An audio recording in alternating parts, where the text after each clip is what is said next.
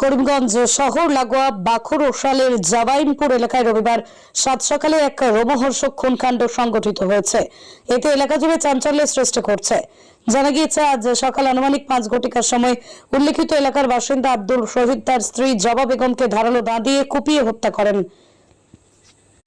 পরে এই রক্তাক্ত জবাকে উদ্ধারে করিমগঞ্জ সিভিল হাসপাতালে নিয়ে গেলে কর্তব্যরত চিকিৎসকরা উক্ত গৃহবধূকে মৃত বলে ঘোষণা করেন। শেষে আইনি প্রক্রিয়া হেতু ময়নাতদন্তের জন্য মরদেহ মর্গে পাঠিয়ে দেওয়া হয়। এদিকে স্থানীয়দের প্রচেষ্টায় দা সহ আটক করা হয় ঘাতককে। দোহাঙ্গিয়া দলবল নিয়ে তদন্তে নেমে ঘাতককে নিজেদের জিম্মায় নেন। প্রসঙ্গত উল্লেখ্য যে মৃতের 2টি কন্যা ও এক পুত্র সন্তান রয়েছে। এ কাণ্ডে অভিযুক্ত আব্দুল শহীদের কিছুটা মস্তিষ্ক বিকৃত থাকার খবর পাওয়া গেছে। বর্তমানে ধৃতকে থানায় আটকে রেখে টানা জিজ্ঞাসাবাদ চালিয়ে যাচ্ছে পুলিশ।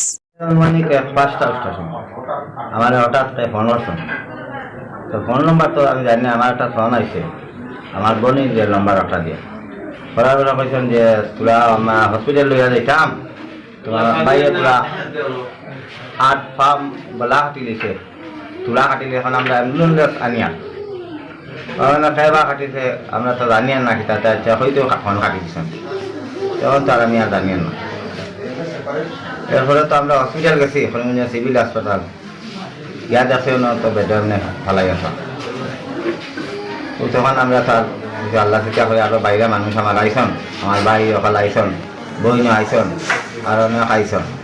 এখন মারছে তো আমি তো জানি না, সে মারছে কেন তো আমি দেখছি। আমার তো বাড়ি ওই লোক মেদল, আর একটা ওই লোক জবাইনপুর, আমি তো জানি না এখন কয়েকটা হলো।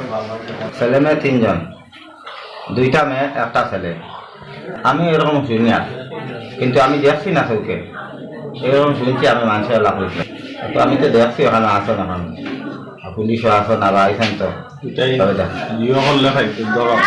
পুলিশে এখন তো আইডেন্টিফাই করে করলে ধরা পড়বো বা খান্তায় কৃত হয়েছে না হয়েছে।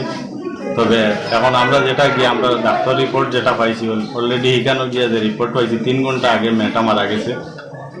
আর এখানে হওয়ার পরে আইডেন্টিফাই হওয়ার পরে বুঝে যাইব।